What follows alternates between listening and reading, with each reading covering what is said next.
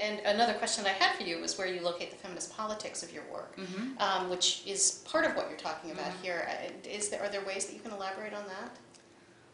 Which is a question I've had when I've presented on your work. I've had people ask me that. Yeah, so I'm now asking you that.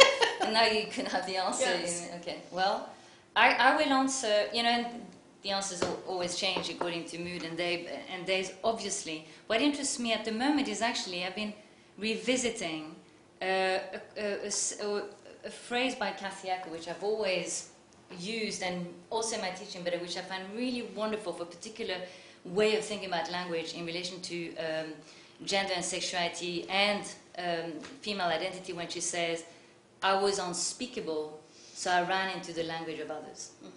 And by that she justifies her citational practice, her parasitical practice and everything, but she also justifies the impossibility to inhabit language as a woman. And I have always found that an amazing, profound and violent, way of thinking about oneself as a writer. And so you have the social entity of yourself and everything that is disallowed by that as you enter language as a writer.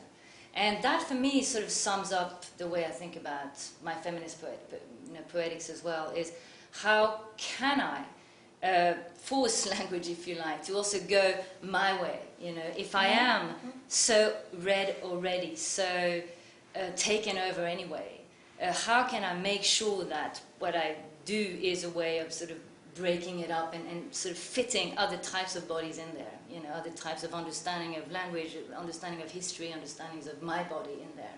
So that would be one way by which I sort of, think about it. So this whole idea of emptiness and violence, that she brings to her work, I think are really interesting. And there's also another thing which again, it's sort of Monique Wittig's The Lesbian Body.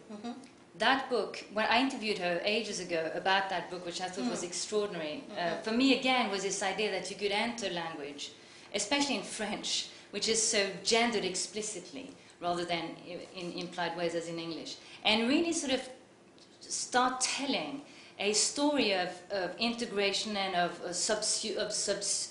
consumption, of possession, of rejection, through those very abstract entities. So it's nearly as if she took grammar and she made grammar, fuck with its own elements, and then she has this eye that's split and all those. So it's again very beautifully structurally and and these more epic poem structures. And so I asked her, yes, but why the title?